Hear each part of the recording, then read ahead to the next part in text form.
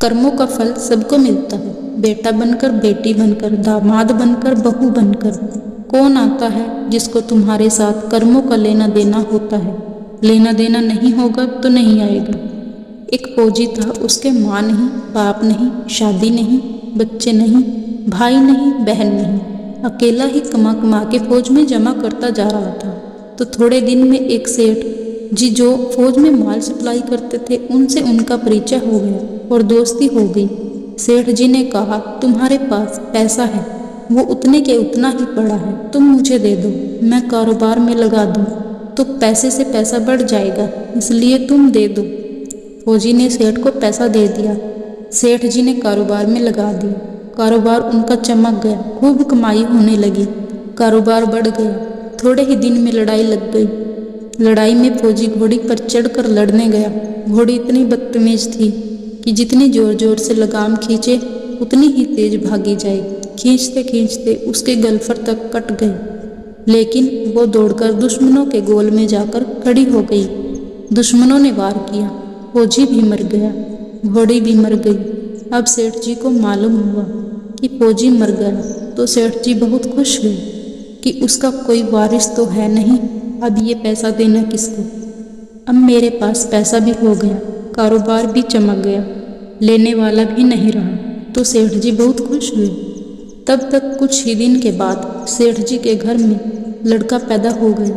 अब सेठ जी और खुश कि भगवान की बड़ी दया है, खूब पैसा भी हो गया, कारोबार भी हो गया, लड़का भी हो गया, लेने वाला भी मर गया। सेठ जी बहुत खुश। वो लड़का होशियार था, पढ़ने में समझदार था। सेठ जी ने उसे पढ़ाया लिखाया। जब वह पढ़ लिख कर बड़ा हो गया तो सोचा कि अब ये कारोबार संभाल लेगा, चलो अब इसकी शादी कर दें। शादी करते ही घर में आ गई बहू रानी। अब उसने सोचा कि चलो बच्चे की शादी हो गई, अब कारोबार संभालेगा।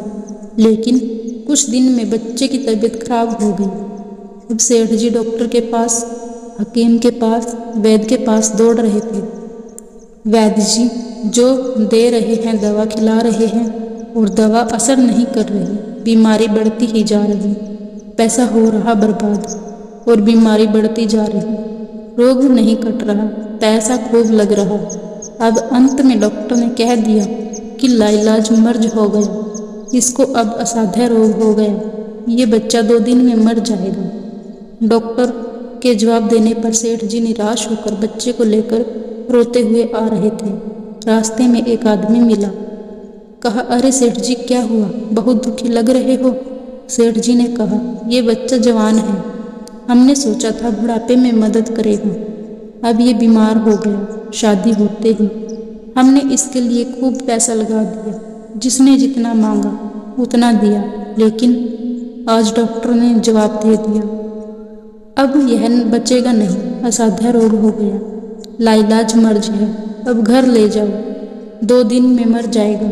आदमी ने कहा, अरे सेठ जी तुम क्यों दिल छोड़ रहे हो, मेरे पड़ोस में वैद्य जी दवाई देते हैं, 2 आने की पुड़िया खाकर मुर्दा भी उठकर खड़ा हो जाता है, जल्दी से तुम वैद्य जी की दवा ले आओ। सेठ जी दौड़ कर गए, 2 आने की पुड़िया लेकर आए और पैसा दे दिया। पुड़िया ले आए, बच्चे को खिलाई, बच्चा पुड़िया खाते ही मर गया, बच्चा मर गया। अब सेठ जी रो रहे हैं, सेठानी भी रो रही है और घर में बहू रानी और पूरा गांव भी रो रहा है। गांव में शोर मच गया कि बहू रानी सेठ जी की कमर जवानी में टूट गई। सब लोग रो रहे। तब तक एक महात्मा जी आ गए। उन्होंने कहा, भाई क्यों रोना धोना। लोग बोले, इस सेठ का एक ही जवान लड़का था, वो भी मर गया, इसलिए सब लोग रो रहे हैं, सब दुखी हो रहे हैं। महात्मा बोले, सेठ जी रोना क्यों। सेठ, महाराज जिसका जवान बेटा मर जाए वो रोएगा नहीं तो क्या करेगा। महात्मा, तो आपको रोना क्यों। सेठ, मेरा बेटा मरा तो और किसको रोना। महात्मा, और उस दिन तो आप बड़े खुश थे। सेठ, किस दिन। महात्मा, फौजी ने जिस दिन पैसा दिया था। सेठ, हाँ, कारोबार के लिए पैसा मिला था तो खुशी तो थी। महात्मा, और उस दिन तो आपकी खुशी का ठिकाना ही नहीं था। सेठ, किस दिन। महात्मा, अरे जिस दिन फौजी मर गए सोचा कि अब तो पैसा भी नहीं देना पड़ेगा, माल बहुत हो गया, कारोबार खूब चमक गया, अब देना भी नहीं पड़ेगा। बहुत खुश थे सेठ। हाँ महाराज, खुश तो था महात्मा, और उस दिन तो आपकी खुशी का ठिकाना ही न था। पता नहीं कितनी मिठाइयाँ बट गई सेठ। किस दिन महात्मा? अरे जिस दिन लड़का पैदा हुआ था सेठ। महाराज, लड़का पैदा होता है तो सब खुश होते हैं, मैं भी हो गया तो क्या बात? महात्मा, उस दिन तो खुशी से आपके पैर जमीन पर नहीं पड़ते थे सेठ। किस दिन? महात्मा, अरे जिस दिन बेटा ब्याहने जा रहे थे सेठ। महाराज, बेटा ब्याहने जाता है तो हर आदमी खुश होता है, तो मैं भी खुश हो गए। महात्मा, तो जब इतनी बार खुश हो गए तो जरा सी बात के लिए क्यों रो रहे हो? सेठ, महाराज ये जरा सी बात है, जवान बेटा मर गया, ये जरा सी बात है।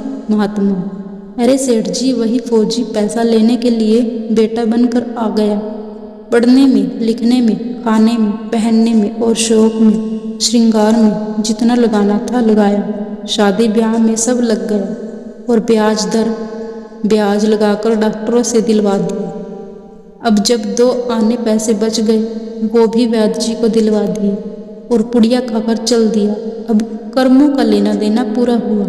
सेठ जी ने कहा, हमारे साथ तो कर्मों का लेन देन था, चलो हमारे साथ जो हुआ सो हुआ, लेकिन वो जवान बहुरानी घर में रो रही है। जवानी में उसको धोखा देकर विधवा बनाकर चला गया। उसका क्या जुर्म था कि उसके साथ ऐसा गुनाह किया? महात्मा बोले, यह वही घोड़ी है जिसने जवानी में उसको धोखा दिया था, इसने भी जवानी में उसको धोखा दिया। वैद्य, शास्त्र व पुराण के साथ साथ सभी साधु संतों का कहना है कि यह संसार का कर्मों का लेखा जोखा है, जिसमें जो जीव चैत्य है वो समझदारी से भवसागर पार हो जाएगा।